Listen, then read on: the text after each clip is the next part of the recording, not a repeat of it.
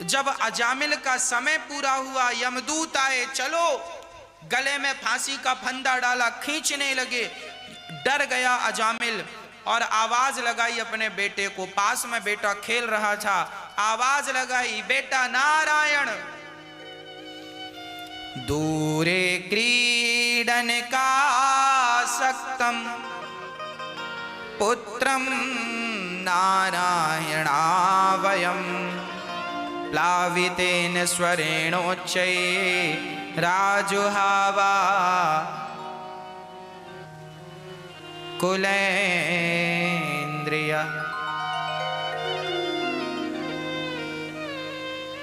आज अजामिल अपने पुत्र को पुकारता है, बेटा नारायण नारायण। बेटे को बुलाया, पर बेटे ने नहीं सुना, परमात्मा ने सुन लिया। पार्षदों को भेजा, जाओ मेरे भक्त को लेकर आओ। पार्षदों ने आकर यमदूतों से कहा, चलो इसे छोड़ दो, इसने भगवान का नाम जपा है, इसलिए अब इसका उद्धार हो गया। पार्षदों से यमदूतों ने कहा, महाराज इसने जीवन भर पाप किया है और आप कह रहे हैं मुक्त हो गया, पाप किया है, सजा कब भोगेगा? बोले पाप किया था, इसके सारे पाप भगवान का नाम जपते ही समाप्त हो गए। अंत समय भगवान का नाम लिया है, अंते यामति सागति, इसका उद्धार हो गया। जीवन भर पाप किया क्यों ना हो, पर एक बार भगवान का नाम मुख से निकल जाए तो पतित से पतित का उद्धार हो जाता है। भगवान का नाम कैसे भी जप ले कोई, भाव कुभाव अनक आलसहूँ, नाम जपत मंगल दिशि दसहूँ। इसलिए हम कहा करते हैं कि सदा भगवान का नाम जपते रहो। एक पल के लिए बैठे हो तो आपकी हृदय की धड़कन के साथ कृष्ण कृष्ण चलता रहे, राम राम चलता रहे, नारायण नारायण चलता रहे। भगवान का नाम यदि छूटेगा तो काम बिगड़ जाएगा। नाम ना जाए, काम करते हुए भी अजामिल जैसे पापी का उद्धार केवल नाम के बल से। यमदूतों से कहा, नरक कौन जाएगा? बोले जीवन भर जिसने पाप किया है उसे हम नरक ले जाते हैं। बोले इन्होंने तो मरते समय भगवान का नाम जपा, अब कैसे ले जाओगे? बोले अब कैसे ले जाए, जीवन भर पाप करने वाला भी मन से भगवान का नाम जप ले एक बार मरते समय तो उद्धार हो जाता। इसलिए हम कहा करते हैं, एक भी क्षण ऐसा ना जाए, एक भी घड़ी ऐसी ना जाए जिस समय आप भगवान को स्मरण ना करें। हर पल हर क्षण भगवान का चिंतन करते रहो, हर पल भगवान का स्मरण करो, सदा नाम जपते रहो, नाम में विश्वास रखो। अच्छा, आज लोग नाम जपते जरूर हैं पर विश्वास कम ही करते हैं लोग। जबकि रामचरितमानस में लिखा है, रामचरितमानस में लिखा है कि मंत्र जाप मम दृढ़ विश्वासा पंचम भजन सो वेद प्रकाशा।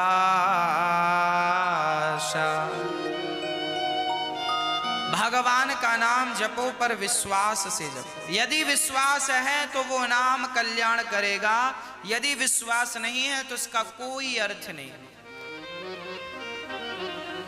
एक सज्जन हमसे बोले, महाराज जी मंदिर में दो लोग बैठते हैं, एक भिखारी एक पुजारी।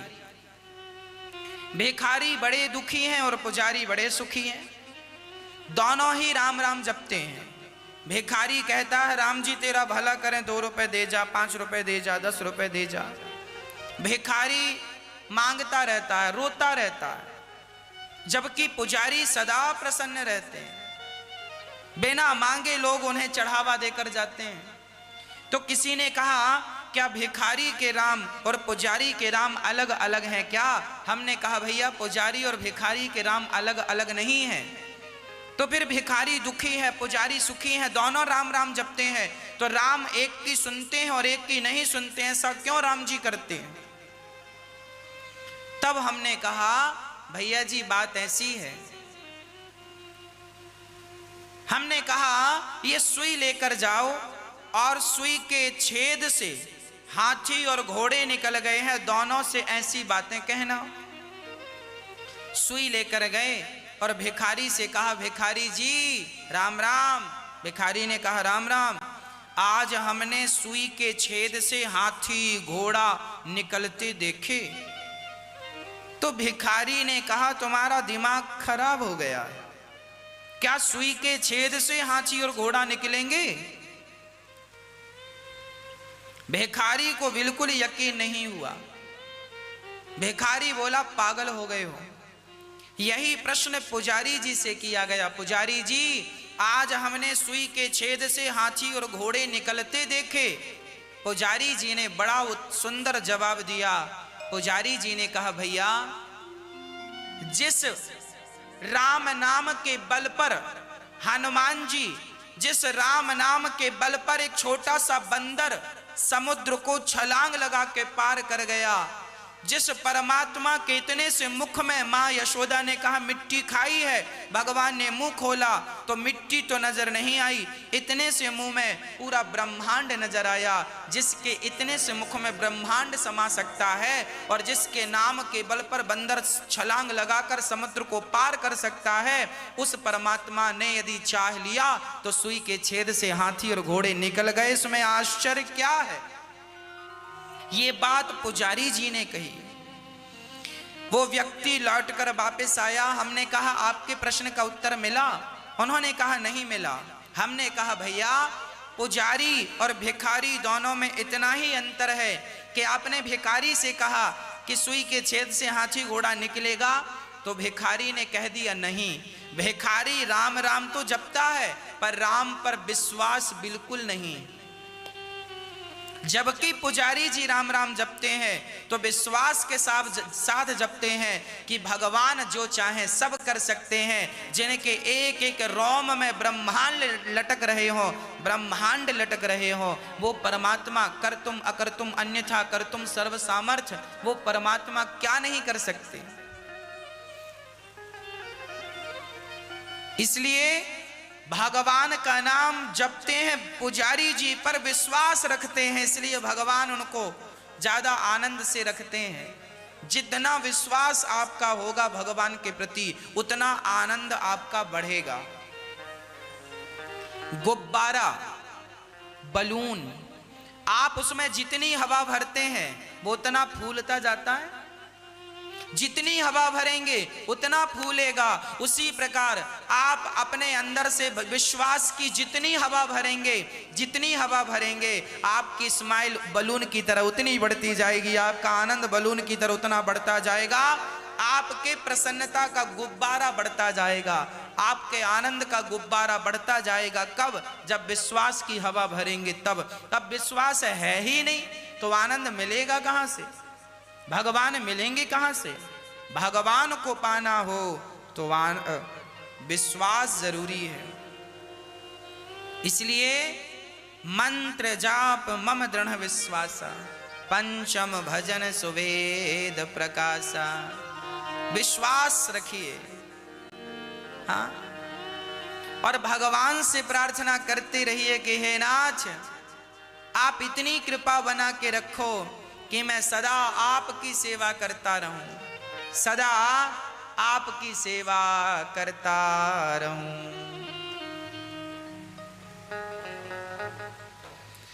हे नाथ, भगवान से यही प्रार्थना हम करें कि प्रभु ऐसी कृपा बनी रहे कि सदा आपकी सेवा में लगे रहें, विश्वास बना रहे, कभी हमारा विश्वास ना टूटे। हे नाथ आप हमारे विश्वास की रक्षा कीजिए। अजामिल जैसे पतित पर भगवान ने कृपा की और नाम के बल पर उसका उद्धार हुआ। आप लोग भी अपने घर में रोज आधा घंटा 1 घंटा नित्य कीर्तन किया करो। ये जो कीर्तन करते हैं ना आप, यही आपका सबसे बड़ा धन होता है। एक राजा ने एक गुरुजी को बुलाया, गुरुजी ऐसी कथा सुनाना कि भगवान मिल जाए। गुरुजी बोले ठीक है। तारीख गुरुजी ने निश्चित की, फला तारीख से ठीक। राजा ने डिंडोरा पिटवाया, सुना सुना गुरुजी ऐसी कथा सुनाएंगे भगवान मिलेंगे। अब बड़ी भीड़ इकट्ठी हो गई। राजा कथा करा रहे हैं, गुरुजी कथा कर रहे हैं, मंच लगाया गया, गुरुजी बैठ गए। कथा गुरुजी ने शुरू की। राजा ने कहा गुरुजी भगवान मिल जाए, ऐसी कथा सुनाना। तब गुरुजी ने कहा हम इनको ऐसी कथा सुनाते हैं कि भगवान मिल जाए। तो गुरुजी खड़े होकर नाचने लगे और कहने लगे भगवान मिलेंगे, कहो सीताराम सीताराम सीताराम सीताराम सीताराम सीताराम सीताराम, राधे श्याम राधे श्याम राधे श्याम, सीताराम सीताराम। अब कुछ देर तक तो बड़ी श्रद्धा से राजा ने प्रजा ने कीर्तन किया, सीताराम सीताराम सीताराम सीताराम सीताराम सीताराम। पर गुरुजी ने तो जो आंख बंद की, और पूरे मंच में गुरुजी नाच रहे हैं सीताराम सीताराम। कभी नाचते नाचते इस तरफ चले जाएं, कभी नाचते नाचते इस तरफ, पूरे मंच में गुरुजी नाच रहे सीताराम सीताराम सीताराम सीताराम। राजा को लगा गुरुजी से कहा था कथा सुनाओ, गुरुजी तो नाच रहे हैं। राजा को लगा हो सकता है गुरुजी मंगलाचरण कर रहे हैं। तो राजा, अब शाम को 6 बज गई, सारे श्रोता घड़ी देखने लगे, 3 घंटा सीताराम सीताराम ही कीर्तन चला। धीरे धीरे सब लोग खिसकने लगे। राजा को भी लगा जब गुरुजी कथा स्टार्ट कर देंगे तो हम आ जाएंगे। राजा भी गए। सारे श्रोता धीरे धीरे कर करके गए। अब वहां बचे केवल 2 लोग। एक वो बचा जिसकी दरी बिछात थी, और दूसरा वो बचा जिसकी लालटेन थी। लालटेन मतलब दिया, लालटेन जिसकी थी। तो धीरे से लालटेन वाले ने लालटेन रख दी और चला गया। धीरे धीरे लालटेन का भी तेल खत्म होने लगा, वो भी बुझने लगी। अब एक ही बचा दरी वाला। दरी वाले बिछाने वाले टेंट वाले ने सोचा पानी बरस गया तो पूरी बिछात खराब होगी। तो गुरुजी जब नाचते नाचते इस तरफ जाएं तो वो इस तरफ की दरी समेट लेता, और नाचते नाचते इस तरफ आए तो इस तरफ की समेट लेता, पूरी समेट के गया। अब अकेले गुरुजी आंख बंद और सीताराम सीताराम सीताराम सीताराम सी कीर्तन किए जा रहे हैं। रात के 2 बजे गुरुजी ने निरंतर कीर्तन किया, क्योंकि गुरुजी से कहा गया था भगवान आ जाएं ऐसी कथा सुनाना। गुरुजी ने कीर्तन कर करके भगवान स्वयं भगवान श्री राम माता सीता के साथ प्रकट हो गए। भगवान ने देखा मेरा भक्त नाच रहा है, पसीने से डूबा है, थक गया है, प्राण निकल जाएंगे, कीर्तन बंद नहीं करता। भगवान ने आकर थाम लिया, सुन अब तो खड़ा हो जा। आंख खुली तो सीताराम सामने चरणों में गिर पड़ा, प्रभु ये सारी प्रजा को आपका दर्शन करना है, एक बार दर्शन दो। भगवान ने कहा ये तो बता तेरी प्रजा है कहाँ, श्रोता कहाँ है? देखा कोई नहीं। भगवान से बोला, गुरुजी बोले प्रभु क्या आप इन लोगों को दर्शन नहीं देंगे? मुझे तो आपने दे दिया, मुझे विश्वास था कि आप आएंगे। गुरुजी ने कहा क्या आप इन्हें दर्शन नहीं देंगे?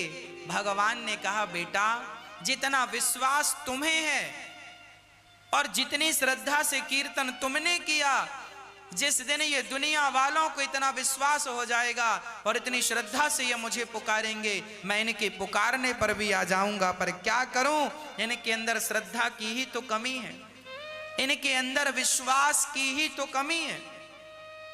देखो तुम्हें अकेला छोड़कर चले गए, गुरुजी समझ गए कि संसार के लोग अपने स्वार्थ से ही सब काम करते हैं।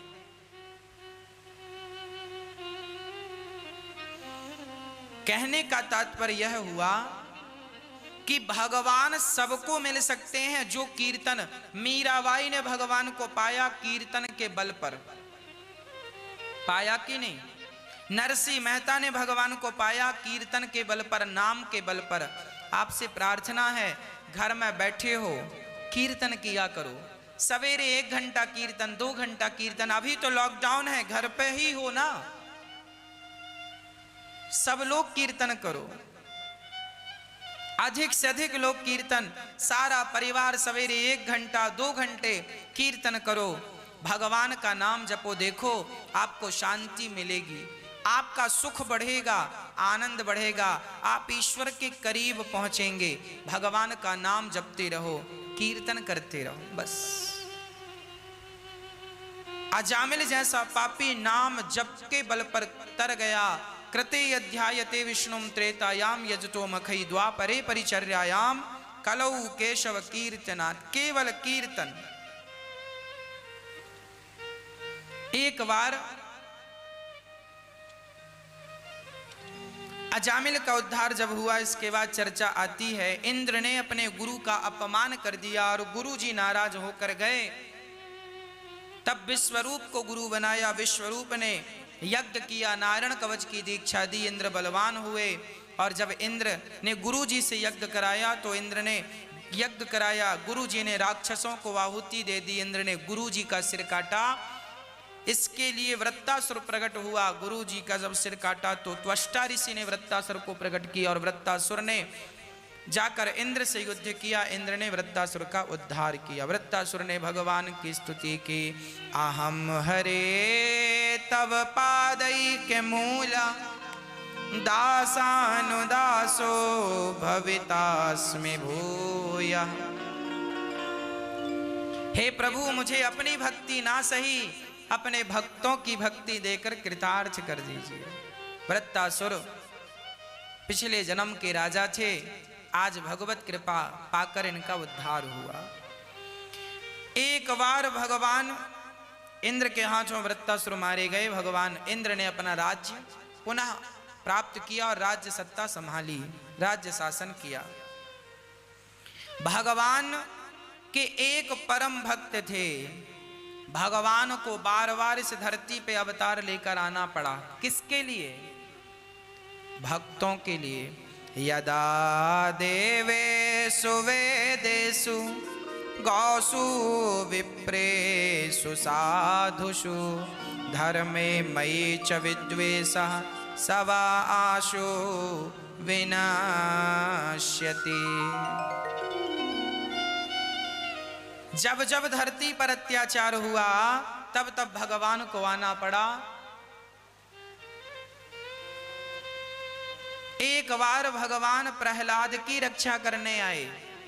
परीक्षित ने कहा, महाराज प्रहलाद की रक्षा किससे करनी पड़ी? बोले, प्रहलाद के शत्रु कोई और नहीं थे, प्रहलाद के दुश्मन उनके स्वयं पिता थे। पिता? पिता भला क्यों अपने पुत्र से दुश्मनी करेगा? किया।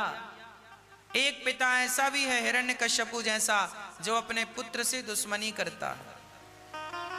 प्रहलाद जी जपते थे राम राम नारायण नारायण। तो हिरण्यकश्यपु बहुत चिढ़ता था। एक दिन बुलाया, क्यों रे बच्चा, ये किसका नाम जपता है? प्रहलाद जी ने कहा, पिताजी मैं भगवान का नाम जप रहा हूं। ये भगवान राम, ये भगवान नारायण, ये मेरे रक्षक हैं पिताजी, आपके रक्षक हैं। यही नाम जपने योग्य है, इसी नाम को जपता हूं। अच्छा? हिरण्यकश्यपु ने कहा, ये तेरे ताऊ जी के हत्यारे हैं, ये नारायण तेरे ताऊ जी का हत्यारा है, इसका नाम मत जप।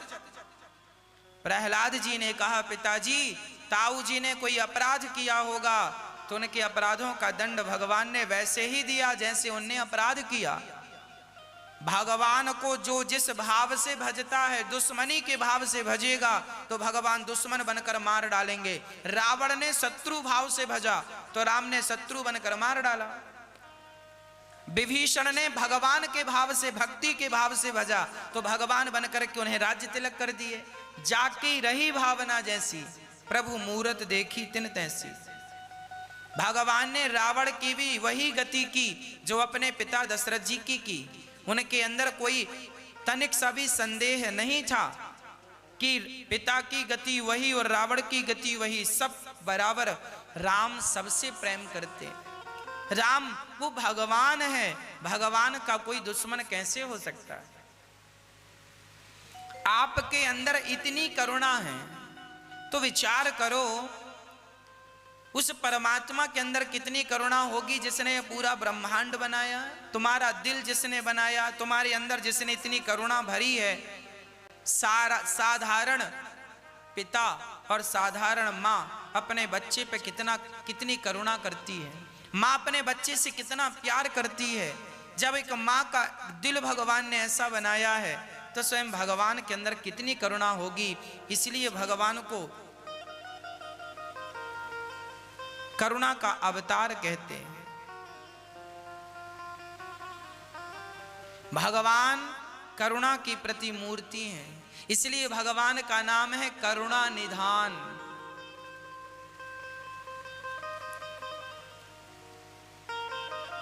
करुणा निधान। अच्छा, करुणा निधान भगवान का नाम कब से पड़ा? करुणा निधान कौन है?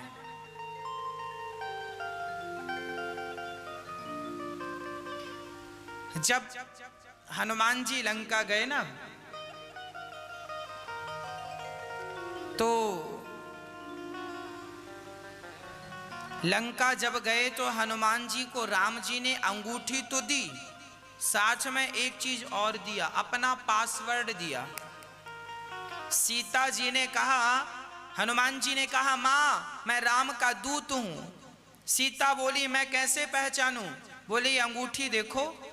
सीता जी बोली माया से ऐसी अंगूठी बन सकती है, रावण बहुत बड़ा मायावी है, हो सकता है तुम रावण के आदमी हो।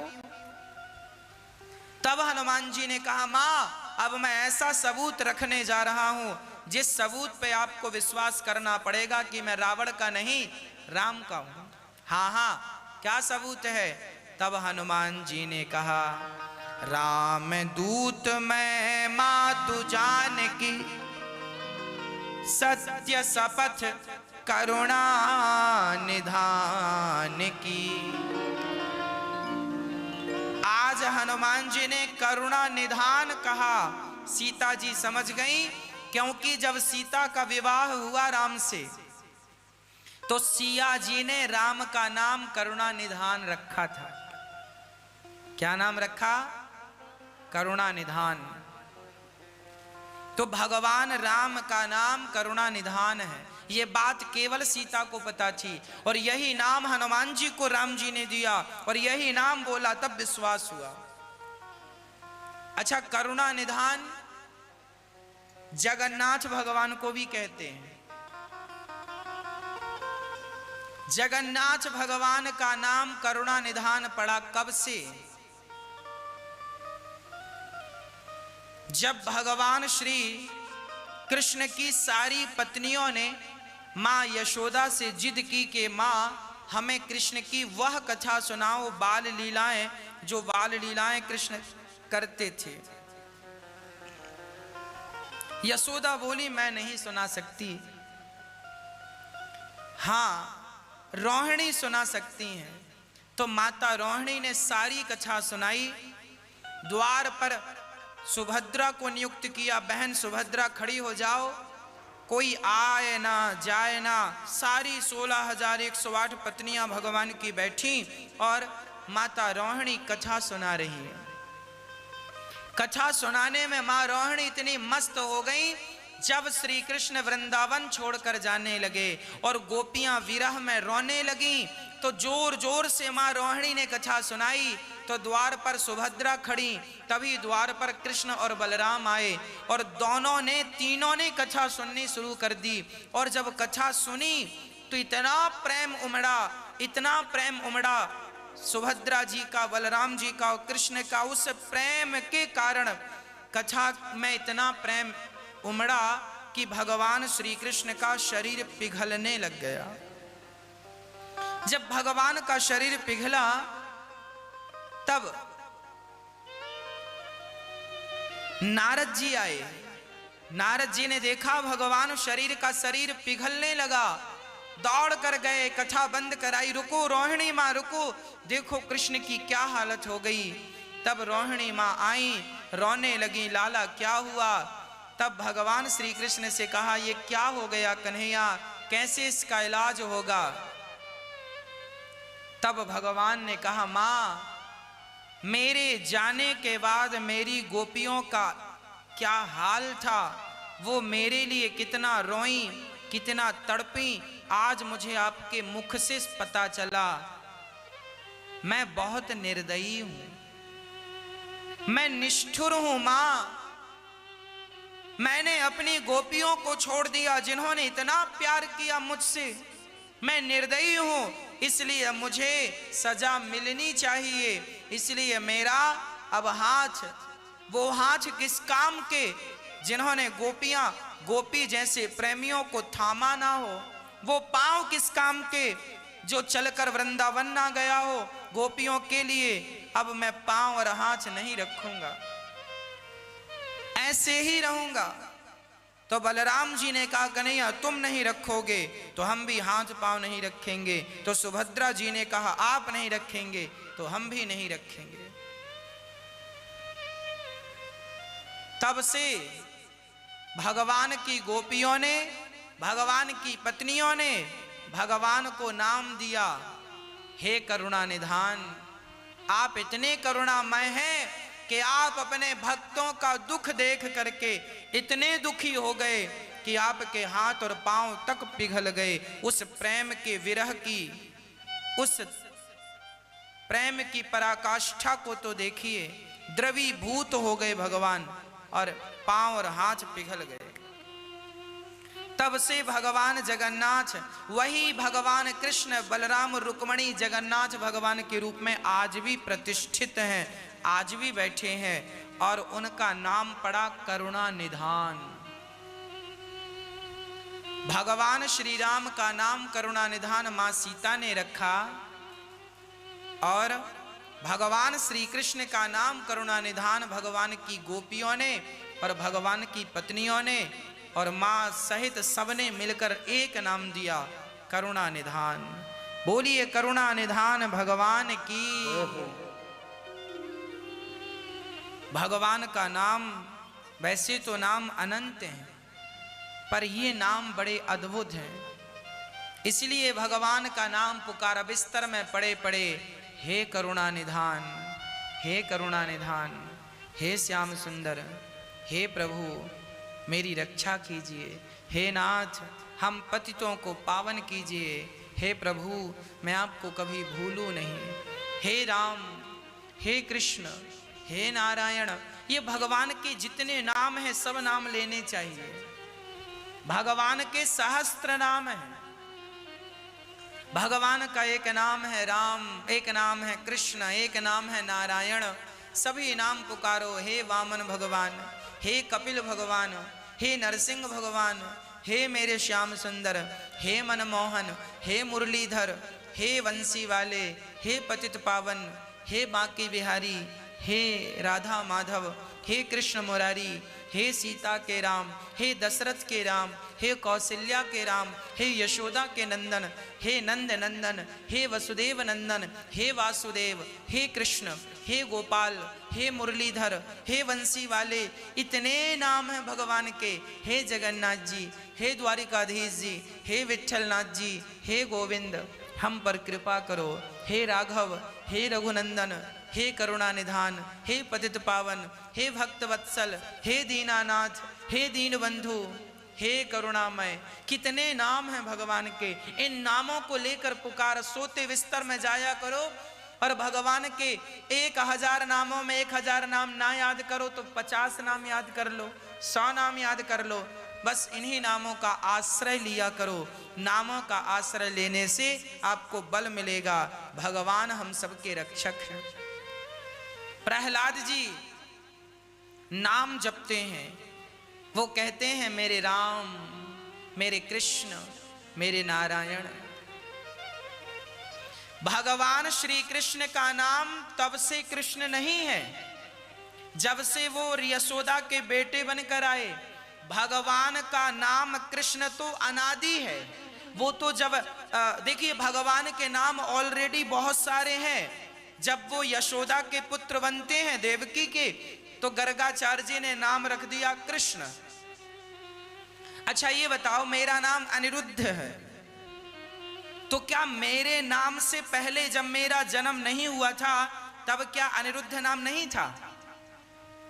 बोलो, अनिरुद्ध नाम था, किसी और का रहा होगा।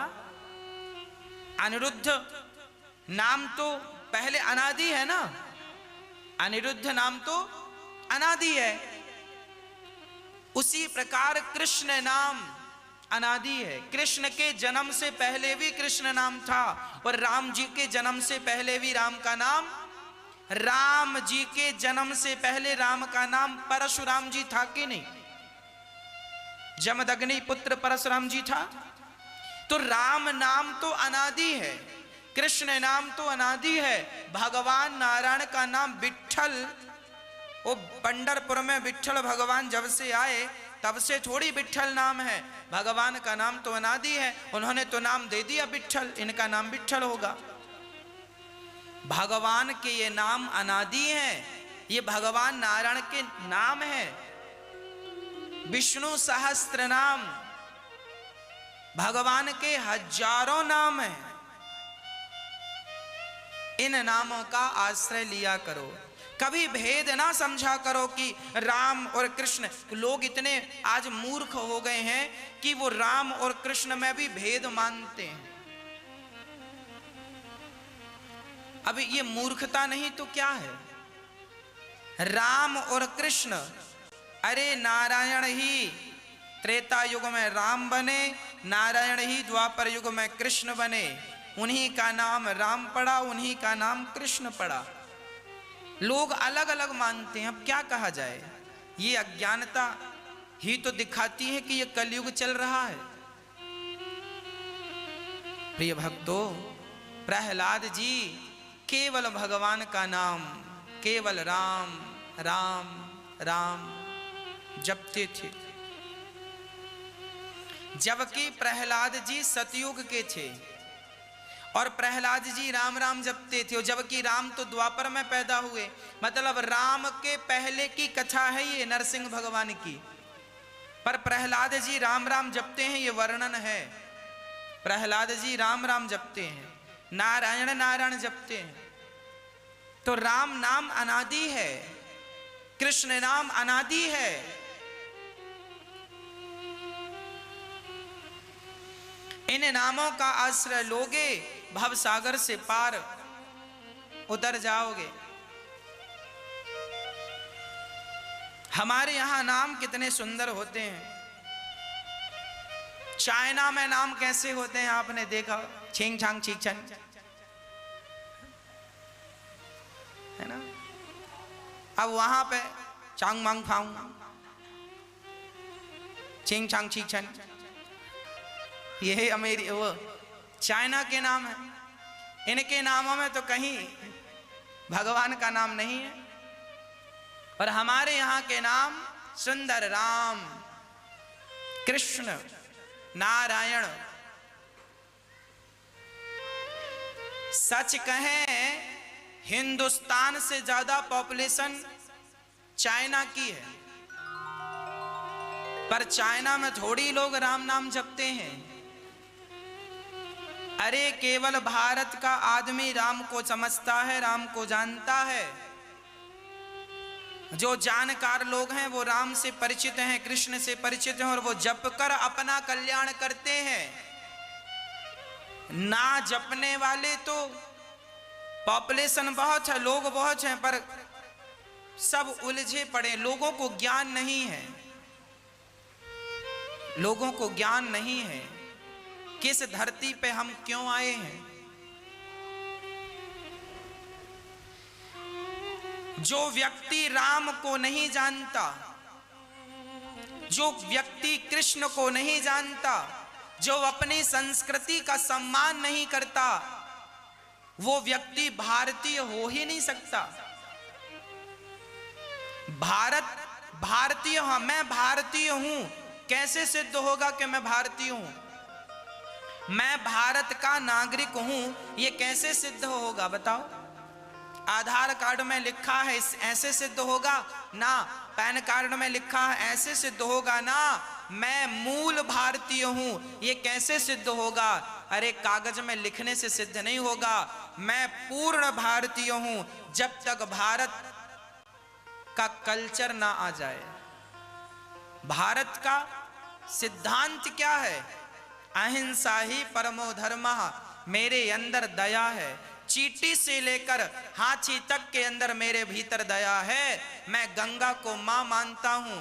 मेरी धरती जननी जन्म भूमश्च स्वर्गादपि गरीयसी, मेरी मां और मेरी धरती मां दोनों स्वर्ग से श्रेष्ठ हैं। ये विचारधारा हमें भारतीय बनाती है। हम भारतीय हैं, हम अपने से बड़ों का सम्मान करते हैं, अपने से छोटों के साथ प्रेम का व्यवहार रखते हैं, गंगा को मां मानते हैं, ऋषि मुनियों का सम्मान करते हैं, भगवान के अनेक अवतारों को जानते हैं और अनेक अवतारों की बातें सुनते और समझते हैं। आध्यात्मिक चेतना हमारे अंदर है। आपके अंदर आध्यात्मिक ऊर्जा नहीं है, आध्यात्मिक चेतना नहीं है, तो आधार कार्ड में लिखे होने से आप भारतीय नहीं हैं, पैन कार्ड और पासपोर्ट में लिखे होने से आप भारतीय नहीं हैं। भारत के मूलभूत संस्कारों से जब तक आप नहीं जुड़ेंगे तब तक शुद्ध भारतीय नहीं होंगे, आप नहीं माने जाएंगे। इसलिए हम शुद्ध भारतीय तब माने जाएंगे जब हम अपने राम, अपने कृष्ण को जानें, उनके आदर्शों पर, उनके बताए मार्ग पर चलें और लोगों को चलाने की प्रेरणा दें, तब तो हम माने जाएंगे। नहीं तो हम तो शुद्ध नाम जपने वाले हैं। प्रहलाद जी पिताजी को समझा रहे हैं, आप भी भगवत चिंतन किया करिए, आप भी भगवान का नाम जपा करिए। प्रहलाद जी से एक दिन हिरण्यकश्यपु ने अपने बहन होलिका से कहा, होलिका इसे जला दो। होलिका पकड़कर प्रहलाद जी को बैठ गई, बड़ी सुंदर चिता तैयार की, प्रहलाद को जोर से पकड़कर बैठ गई और आग लगाई गई। चिता में जब आग लगी तो होलिका जल गई, पर प्रहलाद जी नेत्र बंद करके केवल राम राम श्री राम राम, मेरे रक्षक केवल नारायण है, नारायण नारायण नारायण। हे ईश्वर, मैं आपकी शरण ग्रहण करता हूं। प्रहलाद का बाल भी बांका नहीं हुआ। जब विश्वास होता है ना भक्त का, तो मौत भी आने के पहले लाख बार सोचती है कि मैं किसके पास जा रही हूं। बाल न बांका कर सके जग में जो बैरी होए, कोई नहीं मार सकता भक्त को, आग की ताकत नहीं कि जला सके। होलिका जल गई और प्रहलाद जी बच गए। बोलिए भक्त वत्सल भगवान की।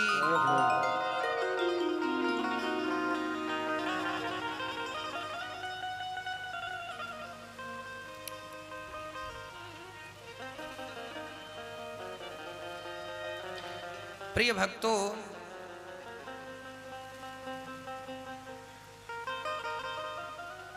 बड़े प्रेम से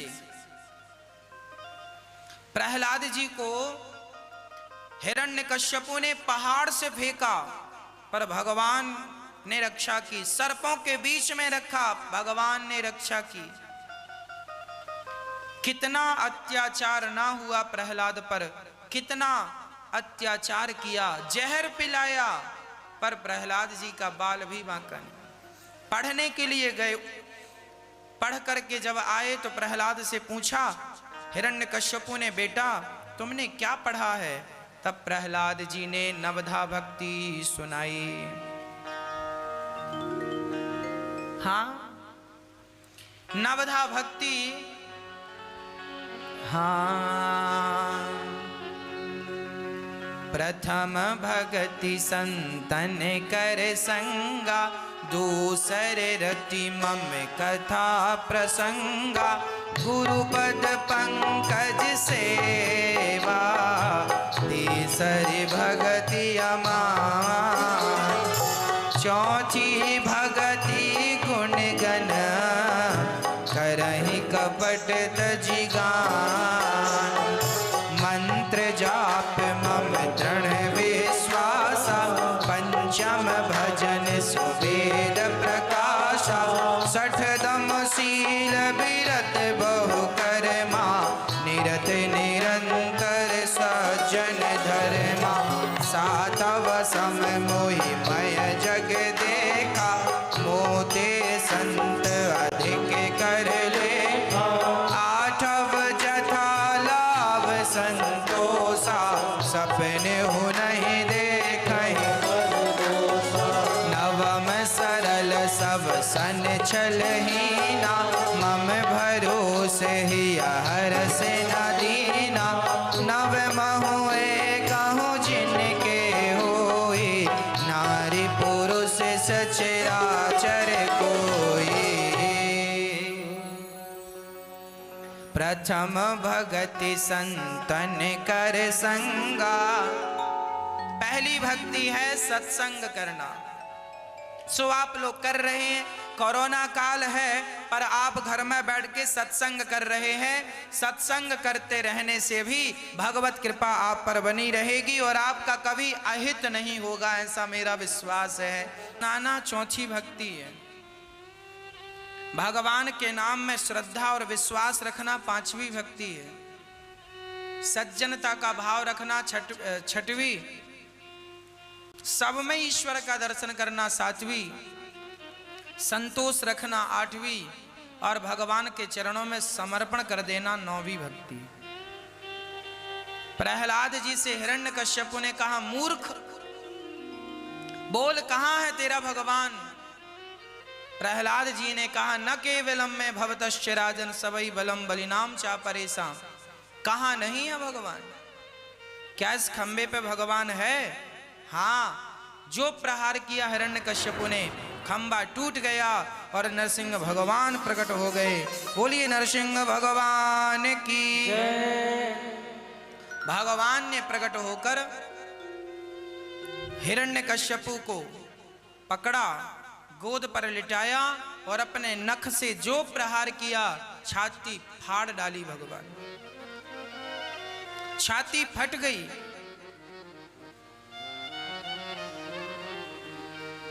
हृदय को विदीर्ण कर दिया, प्राण निकल गए। हिरण्यकश्यपु ने कहा, मैं नहीं मरूंगा, ना दिन को मरूं ना रात को। भगवान ने कहा, ना दिन है ना रात है। बोले ब्रह्मा के बनाए 12 महीने में किसी महीने नहीं मरूं। भगवान बोले, ये पुरुषोत्तम महीना 13वां महीना, अब तो मरेगा। हर प्रश्न का उत्तर देकर भगवान ने उसे संतुष्ट किया और प्राण हरण कर लिए। प्रहलाद जी ने कहा, प्रभु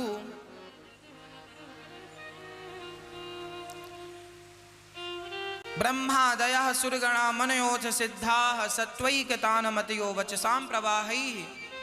जब भगवान की स्तुति करने सब आए, ब्रह्मा जी, माता महालक्ष्मी जी, इंद्र इत्यादि, भगवान नरसिंह भगवान का क्रोध कम नहीं हुआ।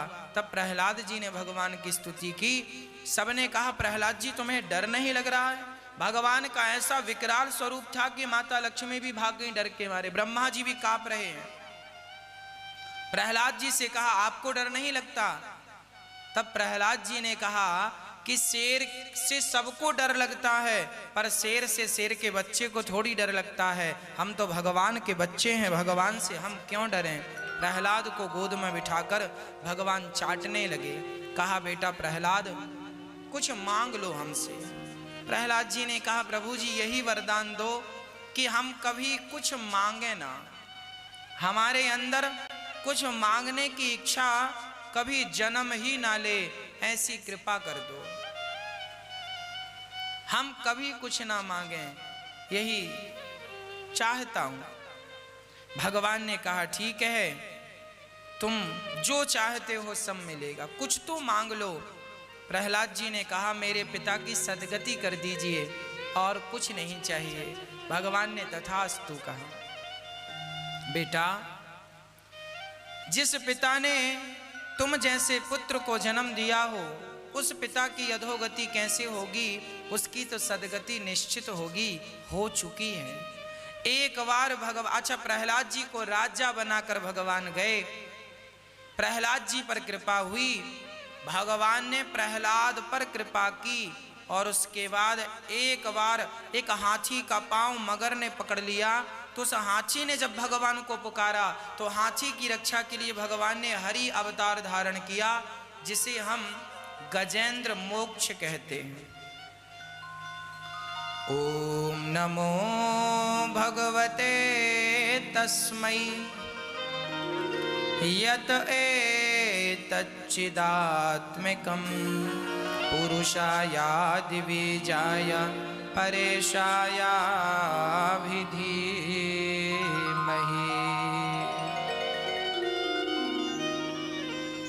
हाथी ने भगवान की स्तुति की। भगवान, किसी ने कहा हाथी भगवान की स्तुति कैसे कर सकता है? बोले प्राग जन्मन्यनुशिक्षितम, पिछले जन्म के संस्कार थे। ये हाथी पिछले जन्म में इंद्रद्युम्न नाम का राजा था और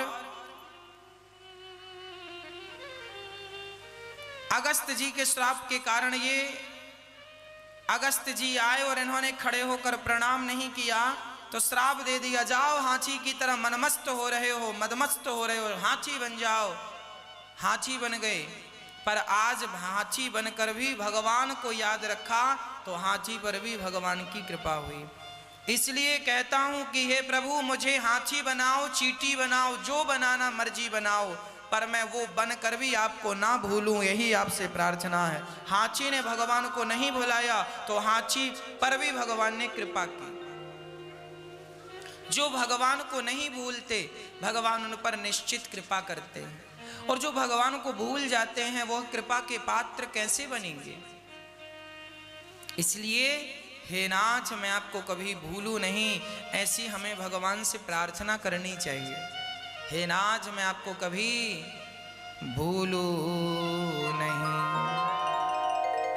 भगवान ने हाथी पर कृपा की, मगर का सिर, ग्राह का सिर भगवान ने खंडित किया और हाथी ने भगवान की स्तुति की। आज दोनों का ही भगवान ने कल्याण कर दिया। समुद्र मंथन पर भगवान ने 3 अवतार धारण किए, धनवंतरी, कच्छप और मोहिनी। समुद्र मंथन का अमृत देवताओं को बुलाया, पिलाया। राजा बलि स्वर्ग पर कब्जा कर गए। तब माँ ने पयोव्रत का, अदिति माँ ने पयोव्रत किया, जिसके प्रभाव से वामन भगवान प्रकट हुए और वामन भगवान राजा बलि के यहाँ भिखारी बन करके गए। भगवान का स्वभाव देखिए कितना सुंदर है। भगवान के लिए भिखारी बनना पड़े तो भगवान भिखारी बन, भक्त के लिए भगवान को भिखारी बनना पड़े तो भिखारी बन जाएं। राजा बलि के यहाँ 3 पग भूमि मांगने गए। अब पदानि त्रीणि दैत्येंद्र, हे दैत्य के राजा बलि, मुझे 3 पग भूमि का दान करो। राजा बलि ने कहा 3 पग क्या और ले लो? बोले 3 पग। 3 पग का जब संकल्प हुआ, शुक्राचार्य जी ने रोका तो भगवान ने उनकी आंख फोड़ दी। दान करने से, दान देने वाले को जो रोकता है वो भगवान उसकी आंख जरूर फोड़ते हैं। तुम तो दान करते नहीं हो और कोई कर रहा है सो रोक रहे हो, तुम्हारी आंखों का होना ठीक नहीं है। शुक्राचार्य जी की आंख फोड़ दी, एक आंख फोड़ी, काना कर दिया। राजा बलि ने 3 पग का संकल्प लिया। भगवान ने अपना विराट स्वरूप बनाया। पहले पग में भगवान ने पाताल को, दूसरे पग में भगवान ने पहुंचाया अपना पग सीधा सत्यलोक। भगवान के चरणों के प्रहार से सत्यलोक का ब्रह्मांड के बाहर चरण गया तो ब्रह्मांड फट गया। चरणों को धोता हुआ बाहर से जल निकला। ब्रह्मा जी ने उसे कमंडल में रखा। वही भागीरथ जी के तपस्या करने पे ब्रह्मा जी ने छोड़ा, वही गंगा जल है। प्रिय भक्तों, भगवान ने तीसरा पग राजा बलि, अब कहाँ रखूं बताओ, मैंने तो 2 पग में ही सब नाप लिया, तीसरा पग कहाँ रखूं। राजा बलि ने कहा, प्रभु मुझे नापा है, अभी आपने मेरे धन को नापा है, अब मुझे नाप लीजिए, तीसरा पग मेरे मस्तक पर रख दीजिए और मुझे कृतार्थ कर दीजिए।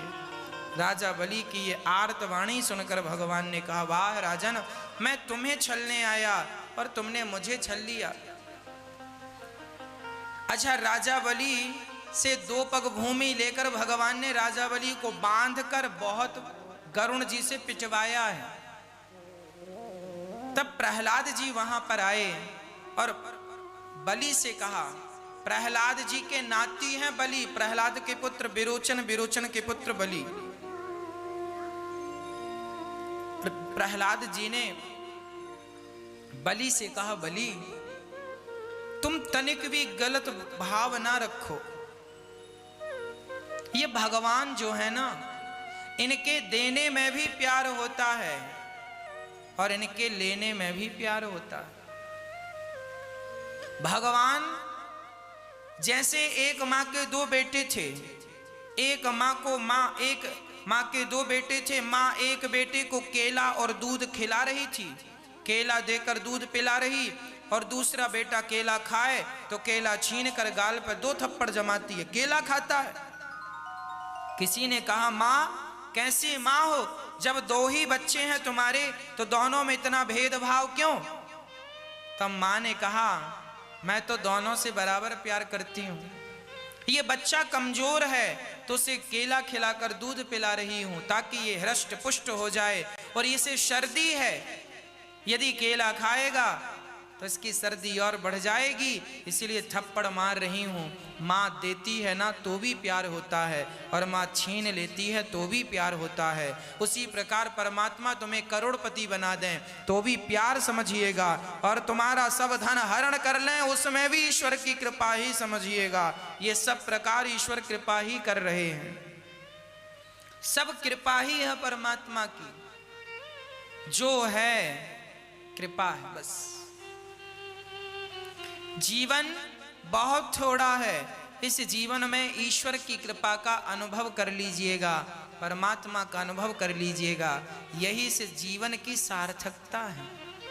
प्रहलाद जी बलि को समझा रहे हैं। राजा बलि ने भगवान को प्रणाम किया, तीसरा पग राजा बलि के मस्तक पे रखा। वामन भगवान बोले, राजन मैं तुम्हें छलने आया, तुमने मुझे छल लिया, बोलो क्या चाहिए। कहा, मुझे आपका ये दर्शन होता रहे बस। भगवान ने कहा, तुम्हें राज्य की कामना थी ना, चलो तुम्हें पाताल का राजा बनाता हूं। भगवान ने पाताल का राजा बनाया राजा बलि को, और द्वार पर वामन भगवान द्वारपाल बन के खड़े हुए, आने जाने में भगवान का दर्शन होता है, हर जगह भगवान का दर्शन। बाद में माता लक्ष्मी आई, राजा बलि से अपने भगवान को लेकर गई। भगवान वैकुंठ पति वैकुंठ चले गए। बोलिए लक्ष्मी नारायण भगवान की जय। उसके बाद भगवान ने मत्स्य अवतार धारण किया है हयग्रीव नाम को, दैत्य को मारने के लिए। उसके बाद भगवान सूर्य वंश में राम बन करके आए हैं। इन्हीं के वंश में राजा नभग हुए हैं। नभग के नाभाग, नाभाग के अम्बरीश, अम्बरीश ने एकादशी का व्रत किया है और भगवत प्राप्ति की। इन्हीं के वंश में हुए हैं राजा सगर, सगर के 60,000 पुत्र संत के क्रोध से जल गए, और वही भगीरथ जी ने गंगा को प्रकट किया और गंगा के जल से उन सब का उद्धार हुआ। इन्हीं के वंश में खटवांग जी, फिर दीर्घबाहु, दीर्घबाहु के पुत्र रघु, रघु के पुत्र अज, अज के पुत्र दशरथ, दशरथ जी का बुढ़ापा आ गया, कोई संतान नहीं थी। तब दशरथ जी ने अपने गुरु जी के पास गए। गुरु गृह गयऊं तुरत मही पाला। गुरु जी ने कहा क्या हुआ? बोले महाराज बेटा नहीं है। गुरु जी ने कहा धरहु धीर हुई है सुतचारी। यज्ञ कराया, यज्ञ भगवान ने खीर दी, खीर खाई, तीनों रानियां गर्भवती हुई। और चैत्र का महीना आया, शुक्ल पक्ष की नवमी तिथि आई। दिन के ठीक 12 बजे राम लक्ष्मण भरत शत्रुघ्न का जन्म हुआ, चारों भाइयों का जन्म हुआ। गुरु जी ने आकर नामकरण संस्कार किया, बड़ा उत्सव मनाया गया। और जब नामकरण संस्कार हुआ, रमन्ते योगिनाम यस्य सह रामः, इनका नाम राम है। सबके हृदय में रमण करने वाले को राम कहते हैं। विश्व भरण पोषण कर जोई, ताकर नाम भरत अस होई। जो सबका भरण पोषण करे उनका नाम भरत।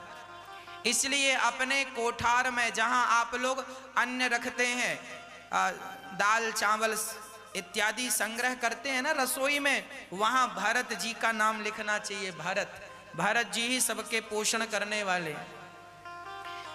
जाके सुमिरन तेरी पुनासा नाम शत्रुघ्न वेद प्रकाशा। इनका नाम शत्रुघ्न है, जिनके नाम से दुश्मन कांप जाए। और लक्षण धाम राम प्रिय, सकल जगत आधार। गुरु वशिष्ठ ते राखा, लक्ष्मण नाम उदार। इनका नाम होगा लक्ष्मण। जिनका लक्ष्य, जिनका मन लक्ष्य में लगा हो वही लक्ष्मण। लक्ष्मण मन जिनका लक्ष्य में लगा हो। कौन सा लक्ष्य? राम की प्राप्ति ही लक्ष्य है, इसलिए लक्ष्मण। चारों भाइयों का नाम हुआ। विश्वामित्र जी राम लक्ष्मण को लेकर गए, ताड़का को भगवान ने मार गिराया। गुरु जी का यज्ञ पूरा कराया। सीता स्वयंवर में राजा बड़े बड़े पधारे। जनक जी ने कहा कि जो धनुष में डोरी चढ़ाएगा वह सीता का पति बनेगा, पर कोई नहीं चढ़ा पाया। तब जनक जी बहुत परेशान भये। लक्ष्मण जी ने कहा हम जहां होते हैं वहां लोग ऐसी बातें नहीं करते कि अब क्षत्रिय नहीं रहे। तब गुरु जी ने राम को पठाया है, उठो राम, उठो राम, और ये धनुष का अब कल्याण करो।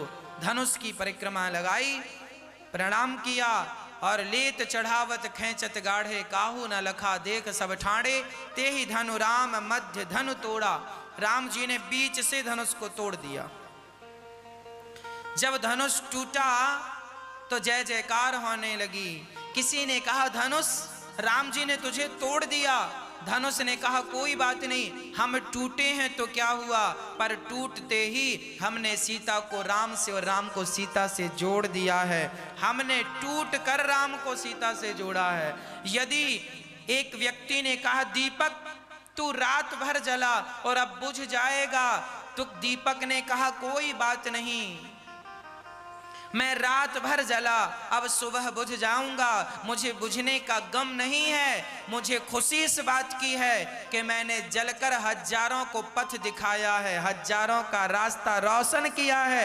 हजारों रास्तों में, हजारों लोगों के रास्तों में रोशनी भरकर अब मैं बुझ भी गया तो कोई गम नहीं। मेरी प्रार्थना तरह सुशोभित हो रहे हैं भगवान। दुल्हा है चारों दुल्हा में बड़का कमाल सखियां। राम जी आज दुल्हा बने। राम जी से कहो प्रभु अगली बार विवाह करना तो हमें जरूर बुलाना, अपने विवाह में हमें बुलाना, हम भी आपको देखेंगे आप कितने सुंदर हैं। भगवान इतने सुंदर हैं, इतना सुंदर कोई नहीं इस दुनिया में ऐसी कोई वस्तु नहीं है जिससे भगवान की सुंदरता की उपमा दे दे, बराबरी करें, कोई नहीं।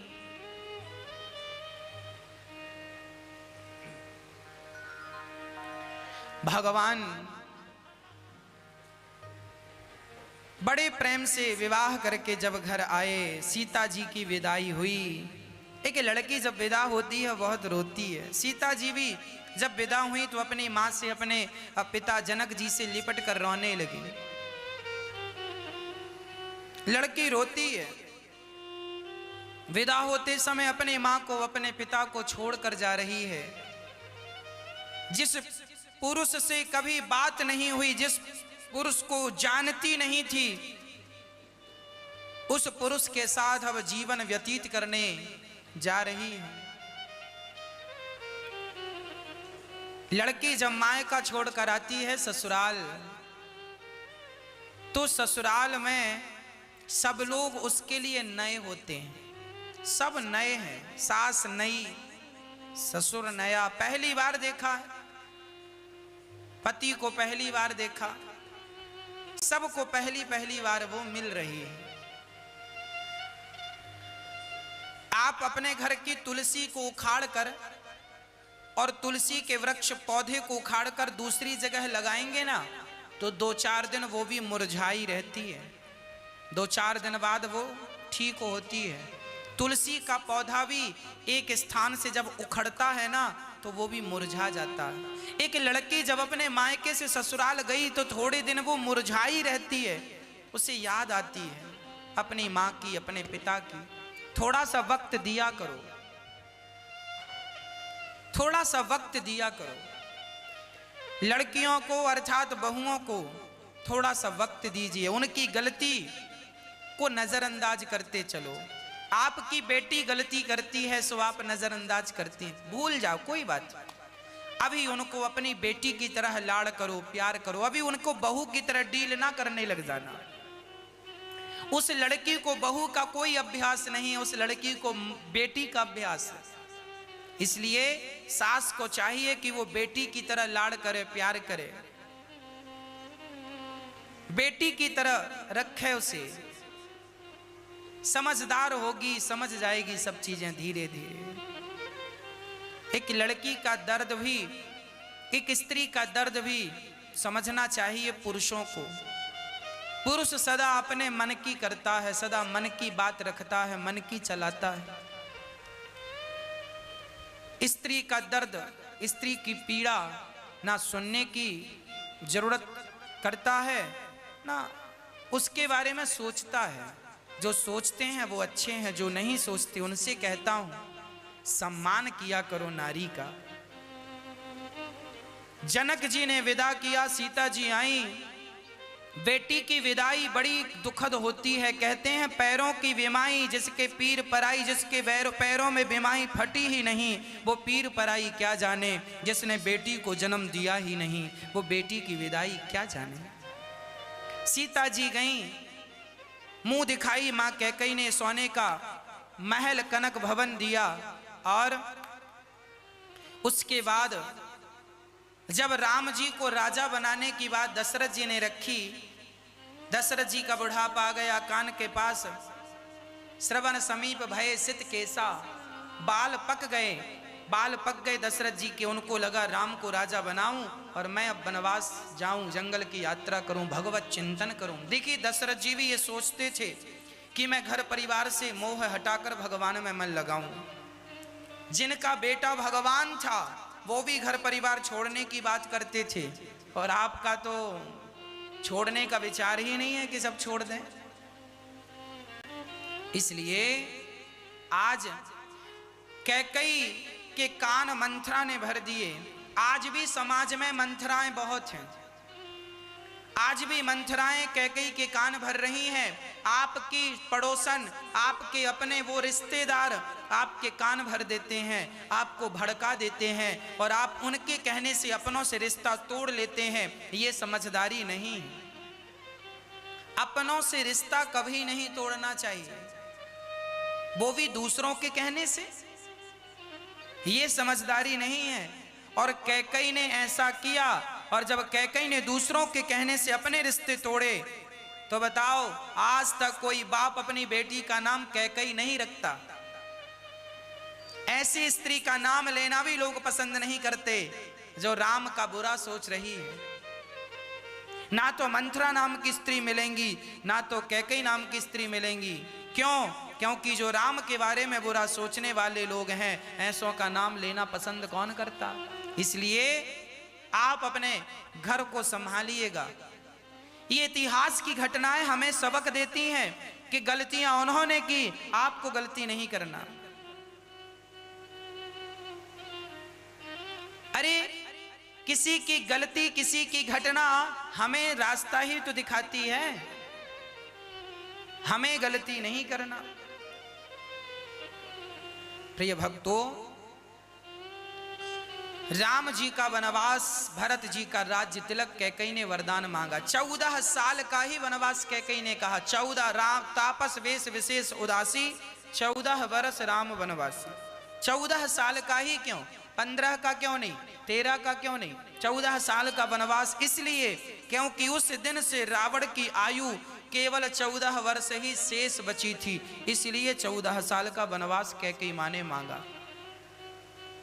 और अयोध्या का असली राजमुकुट, अयोध्या का असली राजमुकुट बाली के पास था। एक बार दशरथ जी कैकेयी जा रहे थे, बाली आया, बोला ये राजमुकुट मुझे दे दो। दशरथ जी बोले कैसे दे दें, तो बोले युद्ध करो। दशरथ जी बोले इससे युद्ध करेंगे तो जीत नहीं पाएंगे। तो दशरथ जी ने राजमुकुट उतार कर दे दिया, और जब दिया वैसा ही मुकुट बनाकर पहन लिया। ये बात कैकेयी को पता थी। राम जी ने कहा राम को राजा बनाऊंगा, दशरथ जी ने कहा राम को राजा बनाऊंगा। तो कैकेयी ने कहा क्या राम को नकली मुकुट पहनाओगे? इसलिए राम जाओ, बाली को मारकर अपना असली राज मुकुट लेकर आओ। नकली पहनाना है सो मेरे बेटे को पहनाओ, मेरा राम असली राज मुकुट पहनने का अधिकारी है। इसलिए कैकेयी ने राम को वनवास भेजा। 14 वर्ष तमसा नदी के तट पर, पहली रात श्रृंगवेरपुर, दूसरी और उसके बाद गंगा पार कराया है केवट ने। केवट ने राम जी से कहा प्रभु मैं आपको पार लगा दूंगा, शर्त यही है चरण धुलाइए। राम जी ने कहा ठीक है चरण धुल लो। और जब चरण धुलकर केवट ने नाव पे राम जी को बिठाया तो नाव डगमग डगमग डोलने लगी। राम जी बोले धीरे धीरे चल, हमसे तैरना नहीं आता। केवट बोला सरकार मेरा हाथ पकड़ लो। कितना चतुर केवट है, तुम क्यों नहीं पकड़ते राम का हाथ? केवट बोला मैंने राम का हाथ पकड़ा तो मैं छोड़ सकता हूं, पर राम ने जिसका हाथ पकड़ लिया राम जी कभी नहीं छोड़ेंगे। इसलिए भगवान मैं क्या हाथ पकड़ूंगा, आप मेरा हाथ पकड़ लीजिए। इसलिए भगवान का हाथ कभी नहीं पकड़ना चाहिए, बल्कि भगवान से प्रार्थना करनी चाहिए कि प्रभु आप मेरा हाथ पकड़ लीजिए। आगे चले हैं, चित्रकूट में वास किया है, भरत जी आए हैं। भरत जी खड़ाऊं लेकर के राम जी से विदा लेते हैं। राम जी से कहने आए थे भरत जी कि मैं वनवास रह जाता हूँ, आप चलिए, मेरी माँ ने अपराध किया है, मेरी माँ को माफ़ कर दीजिए, प्रभु मुझे माफ़ कर दीजिए। राम जी ने भरत जी को गले लगाया। भैया भरत, मेरे मन में ये विचार नहीं है कि अच्छा भरत जी को क्या लग रहा है, भरत जी ये सोचे कि राम जी ये सोच रहे होंगे भरत जी के कहने से कैकेयी ने ये निर्णय लिया। तो भरत जी बार बार कहते हैं भैया मेरा कोई ये उद्देश्य नहीं था, मेरी माँ ने अपराध किया है, मैं मर क्यों नहीं गया? मैं मर गया होता तो आपको वनवास की दर दर की ठोकर ना खानी पड़ती। राम और भरत का ये प्रेम जब देखा है ना सबने, सब रो पड़े। भरत जैसा भक्त कौन होगा? भरत जैसे गोपियां थीं वैसे भरत थे। भरत जी जब चले तो शीश पे खड़ाऊं और अखियों में पानी, शीश पे खड़ाऊं और अखियों में पानी, राम भक्त ले चला राम की निशानी। शीश पे खड़ाऊं अखियों में पानी, राम भक्त ले चला राम की निशानी। राम भक्त ले चला राम की निशानी। भरत जी चले हैं, आए हैं, अयोध्या नहीं गए, नंदीग्राम में रुके हैं भरत जी। और राम जी आगे पंचवटी जाते हैं, जहाँ से रावण सीता माता का हरण करता है। आगे चले, माता जटायु पर कृपा की, शबरी पर कृपा की, सुग्रीव से मित्रता की, बाली को राम जी ने मार गिराया। और उसके बाद राम जी हनुमान जी को भेजते हैं लंका। हनुमान जी पता लगा कर आए, सेतु का निर्माण और रामेश्वरम की स्थापना की।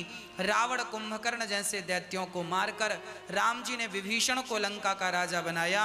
और राम जी पुष्पक विमान पर बैठ के अयोध्या आए, भरत जी के गले लगे, भरत जी के केस सुलझाए और अयोध्या के राजा राम जी, रानी सिया जी बन गई। बोलिए सियावर रामचंद्र की। अयोध्या के राजा राम जी और महारानी सीता जी। ऐसे राम लला का हम पावन सा दर्शन करें। राजा बने बैठे हैं, सिया जी रानी बनी बैठी हैं। एक बड़ा अद्भुत प्यारा सा दर्शन। इन्हीं शब्दों के साथ भागवत जी में राम कथा बहुत छोटी सी है, दास ने भी आपको छोटी सी निवेदित की। आइए अब जन्मोत्सव की ओर चलते हैं। आप सभी जो टीवी से जुड़े हैं, आप YouTube पे अनिरुद्धाचार्य जी डालिए, YouTube पे आगे की कथा आप जन्मोत्सव की सुनिए और आरती सुनिएगा। औरों को शेयर कीजिएगा ताकि और लोग भी कथा से जुड़ सकें। चंद्रवंश में भगवान नारायण के पुत्र ब्रह्मा, ब्रह्मा के अत्रि, अत्रि से चंद्रमा, चंद्रमा से बुध, बुध से पुरुरवा, पुरुरवा से आयु, आयु से नहुस, नहुस से ययाति, ययाति से पुरु। इन्हीं के वंश में हुए हैं सूरसेन, जिनके पुत्र हुए हैं वसुदेव जी। वसुदेव जी का विवाह हुआ है माता देवकी से। कंस की चचेरी बहन थी, देवक राजा की बेटी देवकी थी। कंस अत्यधिक स्नेह करता था, सो आज बहन की विदाई कर रहा है। और जब विदाई करने गया तो आकाशवाणी हो गई, कंस जिस बहन को विदा कर रहा है उसका 8वां गर्भ तेरा काल बनेगा। तलवार निकाल कर देवकी को मारना चाहा, वसुदेव जी ने हाथ पकड़ लिया। भैया कंस, आप विद्वान हैं, क्षत्रिय हैं, पढ़े लिखे हैं, बहन को मारेंगे आपका यश नष्ट हो जाएगा, क्या करें? बोले आपको पुत्रों से खतरा है ना, मैं ला कर दूंगा। जेल में बंद कर दिया। देवकी का पहला पुत्र मार डाला, दूसरा, तीसरा, चौथा, पांचवा, छठा, 7वें गर्भ में लक्ष्मण जी आए बलराम बनकर। भगवान ने देवकी के गर्भ से निकालकर रोहिणी के गर्भ में ट्रांसफर किया। और रोहिणी जी वसुदेव जी की पत्नी ही है। ये वसुदेव जी के 13 विवाह हुए थे, उनमें एक रोहिणी माता थी, आखिरी देवकी माता थी। रोहिणी से बेटा हुआ बलदाऊ भैया, जय जयकार हुई। 8वीं बार माता देवकी गर्भवती हुई और इनके गर्भ में निशीथे तमुद्भूते जायमाने जनार्दने देवक्याम देव रूपिण्याम विष्णु सर्व गुहाशया। भगवान विष्णु जो सबके गर्भ में स्थित हैं, वो माता देवकी के गर्भ में प्रवेश कर गए।